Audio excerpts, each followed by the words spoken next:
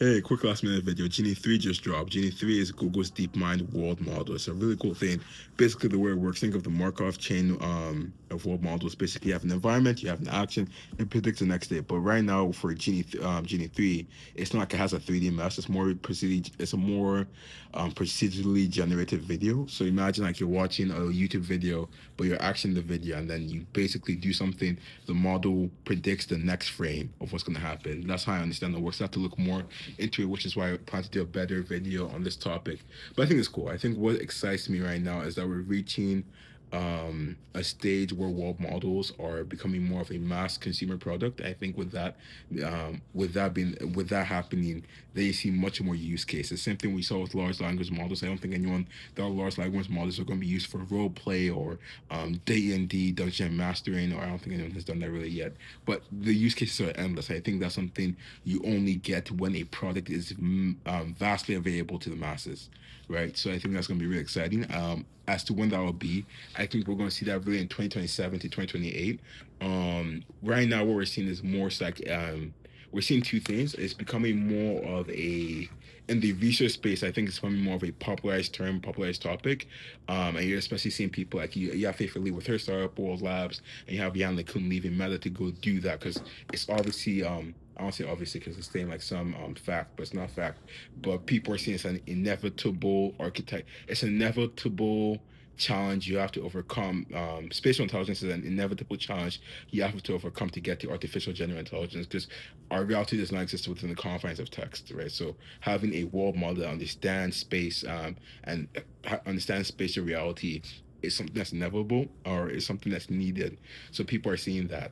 But in terms of masses, like the general consumer, that's not something that has really reached them yet. It's not something that I don't think is going to reach them to 2027, 2028, because there's not like even with Google's DeepMind thing, like it has the same sort of effect. The sort of effect is essentially it's a cool product. You use it for a couple of days and you stop using it. That's how I see DeepMind's Genie 3. It's like you can interact with the world, but it doesn't actually have. It's first you have to be an AI Ultra subscriber, which is $129 for 3 months. I would love that because it's actually a pretty good deal.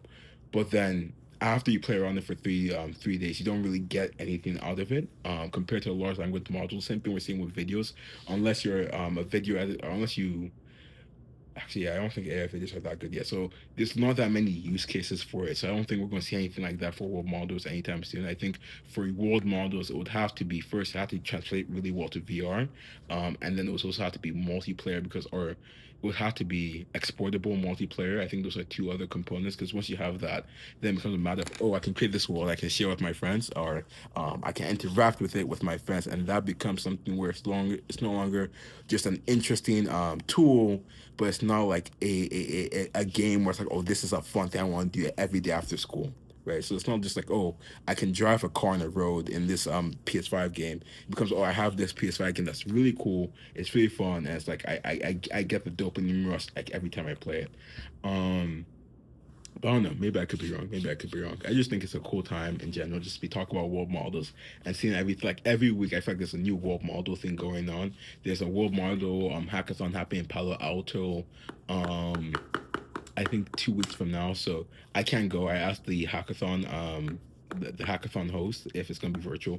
It's not. I don't think I have the time to go to Palo Alto in 2 weeks. But it's just awesome to see this is becoming much more of a popularized thing. I think it's exciting.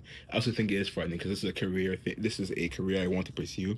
But then that being the case, that means the more popular it becomes, the more interested that gets into the field entry wise. And since I'm still in the entry level, it's like I'm trying to get into software engineering in like 2017 where they're all doing the day in the life videos. Not like I guess 2020 is also another good time, not like 2024. Because in 2024, I feel like that was the big shift from like, oh, like no one's getting hired now. So I think that's what I'm really trying to seek with this whole world model thing, getting a bit early.